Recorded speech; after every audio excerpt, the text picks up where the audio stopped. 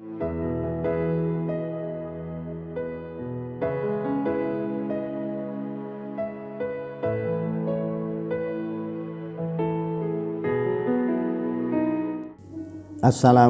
warahmatullahi wabarakatuh. Para pemirsa yang berbahagia, pada pertemuan kedua sebagai kelanjutan daripada sesi yang pertama ini, masih kita lanjutkan pembahasan surat Az-Zumar ayat 62. Kalau pada kalimat pertama adalah hubungan antara Allah dengan makhluk dalam posisi Allah sebagai pencipta, makhluk sebagai yang diciptakan, sehingga lalu di situ ada hubungan, ya, hubungan antara khalik dan makhluk, yaitu proses mencipta. Pada potongan yang kedua, wa huwa ala kulli syai'in wakil, dan dia memelihara segala sesuatu yang dia ciptakan. Di sini ada satu informasi bahwa selain Allah adalah makhluk, posisinya pasti dia dipelihara oleh Allah ini.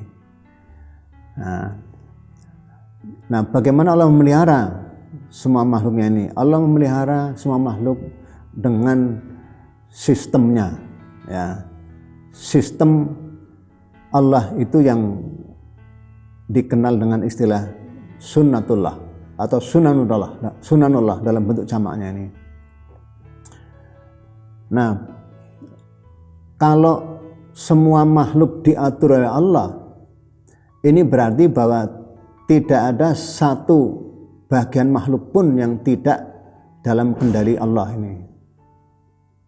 Nah, sehingga dengan mengenal surat Az-Zumar ayat 62 ini, sebenarnya orang sudah diajak untuk berpikir luas, ya, berpikir mendalam, kritis, karena tak ada yang tersembunyi, semuanya boleh diketahui sejauh kemampuan kita ini. Nah, oleh karena itu, dengan sebutan Allah memelihara segala sesuatu, kita sadar bahwa kita adalah makhluk yang diatur oleh Allah ini, sebagaimana makhluk yang lain juga diatur oleh Allah ini. Oleh karena itu, segala macam perubahan yang terjadi pada makhluk, ya, baik makhluk hidup maupun makhluk yang mati, ya, itu semuanya ada hukum-hukumnya, ada sunnatullahnya ini. Orang mempelajari makhluk hidup nanti akan mengenal hukum-hukum yang berlaku pada makhluk hidup. Orang mempelajari kimia juga akan mengetahui hukum-hukum yang berlaku pada benda-benda kimiawi ini. Begitu juga orang mempelajari manusia akan mengetahui hukum-hukum yang berlaku pada manusia ini. Nah, begitulah seterusnya. Kalau makhluk ini dirinci tentu sangat banyak, ya. Artinya apa? Pada masing-masing makhluk ada aturan Allah yang dengannya Allah memelihara.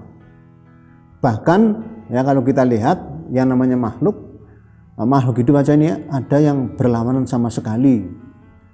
Ya, kesenangan, misalnya manusia lebih menyukai barang-barang yang berbau harum misalnya ini. Tapi ada makhluk yang lain justru sebaliknya, ya, mencintai, menyenangi makhluk-makhluk yang berbau busuk. Nah, oleh karena itu semua ada aturannya, ya, dan aturannya strict, ya, berjalan secara ketat, ya, dan konsisten, ya, dimanapun makhluk itu berada. Dia punya watak yang, kalau makhluknya dua makhluk yang sama, tentu punya aturan yang sama ini. Nah, ini mengandung arti bahwa supaya kita bisa beradaptasi dengan makhluk-makhluk yang ada di sekitar kita perlu mengetahui sunnatullah yang berlaku pada masing-masing makhluk. Nah, Mengapa perlu kita mengetahui ini? Karena sebenarnya di ayat lain dijelaskan bahwa semua makhluk Allah ciptakan adalah untuk kita manusia ini. Ya, disebutkan dalam surat Al-Baqarah ayat 29. A'udzubillahi minasyaitonir rajim. Bismillahirrahmanirrahim. Huwallazi khalaqalakum ma fil ardi jami'a. Al-ayah. Dialah yang menciptakan buat kalian apa saja yang di muka bumi seluruhnya. Nah, jadi Allah menciptakan makhluk seluruhnya ini adalah untuk kepentingan kita manusia ini. Ya Allah tidak butuh makhluk karena Allah sudah maha kaya ini. Allah ciptakan semuanya loh untuk kita ini. Nah, karena semuanya dicipta untuk kita, itu mengandung arti bahwa makhluk itu ada manfaatnya buat kita. Oleh karena itu, kita tidak perlu memusuhi makhluk, karena makhluk seluruhnya itu ada manfaatnya ini. Bahwa manfaat makhluk itu berbeda-beda sesuai dengan tujuan diciptakan makhluk itu, ya itulah yang harus kita ketahui ini. Dengan memahami bahwa Allah mengatur segala sesuatu, lalu kita tidak perlu khawatir ya. Kita akan menjadi orang yang berani untuk berupaya mempelajari makhluk-makhluk Allah tersebut supaya kita bisa mengetahuinya lalu bisa mengambil manfaatnya. Dengan mengetahui sifat-sifat makhluk, kita lalu bisa bersikap dengan benar kepada makhluk tersebut ini. Nah, di sisi lain, ketika kita menyadari bahwa segala sesuatu itu diatur oleh Allah, ya, dipelihara oleh Allah, itu kita bisa mengetahui aturan apapun yang berlaku pada makhluk tersebut itu sebenarnya adalah aturan Allah. Kalau orang itu meneliti ya tentang makhluk, mungkin makhluk hidup, makhluk mati ya, kemudian menemukan ilmu itu adalah ilmu Allah. Tentu ilmu itu sifatnya konsisten. Nah, sehingga tidak perlu lalu sebutan islamisasi ilmu. Ya, menurut saya tidak perlu karena ya semua ilmu adalah ilmu Allah ini. Bahwa ilmu itu selalu diperbaiki, direvisi ya. Ya, itu memang sifat daripada ilmu. Ilmu manusia memang seperti itu. Beda dengan ilmu Allah. Kalau ilmu Allah itu memang sudah holistik ya, sudah komprehensif, sudah final, sudah sempurna ini. Tapi kalau yang namanya ilmu yang diraih atau dicapai oleh manusia senantiasa bersifat sementara. Ya, oleh karena itu makhluk yang punya keterbatasan ya tentu berbeda dengan Allah yang tak terbatas. Allah yang mutlak ya pengetahuannya mesti mutlak. Nah, sementara makhluk ya apapun wujudnya ya baik itu malaikat, rasul, nabi, manusia seperti kita ini, jin ya, pengetahuannya senantiasa terbatas. Oleh karena itu mustahil ya, ini penting sekali ya, mustahil ada makhluk bisa mencapai kebenaran mutlak, kebenaran final itu mustahil sekali ini. Ya, karena tidak ada perangkat, ya tidak ada kemampuan pada manusia ya, untuk bisa mengetahui segala sesuatu ini. Makanya yang mengetahui segala sesuatu ya hanya Allah. Ini sementara makhluknya ya itu hanya bisa mengetahui sebagian dan tidak mengetahui bagian yang lain. Sementara bagian yang tak diketahui jauh lebih banyak daripada yang diketahui. Nih, ya kalau Allah memberikan pernyataan ya, seandainya laut jadi tinta ya, ranting-ranting dahan-dahan pohon itu menjadi pena ya, semuanya untuk menulis ilmu Allah ya, lalu air laut yang menjadi tinta ini sudah kering ya, ilmu Allah belum selesai. Padahal dalam teori ilmu bumi kita diberitahu bahwa lautan atau samudra lebih luas daripada daratan. Nah, kalau lautan atau samudra lebih luas daripada daratan, kemudian itu dipakai untuk menulis ilmu Allah ya,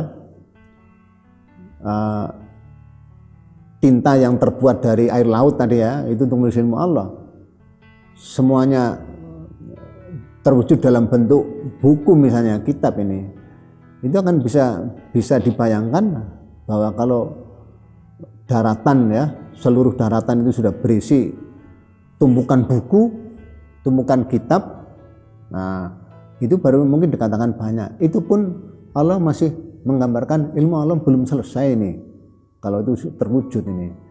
Jadi mustahil sekali kalau ada manusia kok bisa mengetahui sebagaimana Allah mengetahui segala sesuatu tadi ini.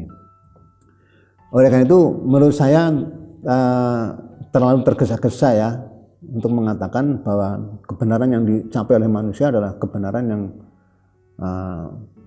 hakikat ya, kebenaran yang betul-betul tidak bisa direvisi lagi.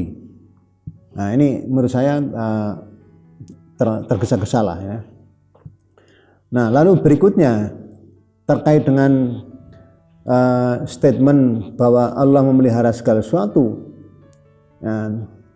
kita perlu juga menyadari bahwa karena kita ini diatur oleh Allah, dipelihara oleh Allah,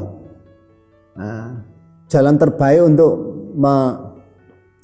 menempuh hidup ini ya mengikuti aturan-aturan yang sudah Allah buat, sudah Allah tetapkan.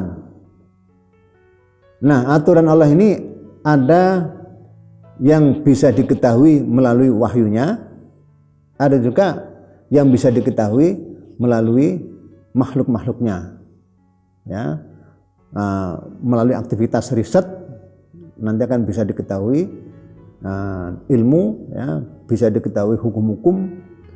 Lalu dengan mengetahui ilmu dan hukum tersebut, lalu kita bisa membedakan antara satu dengan yang lain, lalu kita bisa bisa beradaptasi dengan makhluk dalam rangka mengambil manfaat daripada makhluk tersebut tanpa kita bermusuhan dengan makhluk, tanpa makhluk itu memusuhi kita. Karena apa? Kita sudah berupaya untuk bersikap secara alami dan secara etis ya, secara etis ini. Nah ini hal yang menurut saya sangat urgen, sangat penting untuk kita jadikan sebagai dasar membangun ya metodologi alternatif yang lebih manusiawi dan lebih religius. Ya, seringkali kita mendengarkan apa sih bedanya metodologi Barat dengan metodologi Islam, ya, atau metodologi dengan metodologi Islam, apa ada bedanya ini? Nah, seperti orang menyebutkan apa sih bedanya filsafat dengan filsafat Islam? Ya, karena kalau secara bahasa ya, filsafat itu mencakup semua filsafat. Tapi kalau disebut filsafat Islam, ya, itu lalu menjadi menyempit. Filsafat yang tadinya umum kemudian ditarik dengan istilah sebutan Islam tadi. Dengan term Islam lalu filsafat yang tadi umum menjadi menyempit. Tapi dalam pandangan Islam ya, dalam pandangan Islam justru dengan menambahkan kata Islam itu lalu lebih luas. Ya ini hal yang perlu kajian lebih mendalam ya. Nah, kalau di Eropa ya, terutama setelah masa-masa Renaissance ya, karena masa Renaissance ini masa yang membuahkan humanisme ya, manusia sebagai pusat segala-galanya ini, manusia sebagai ukuran kebaikan dan kebenaran ini. Nah lalu muncullah sekuler bahkan ateis.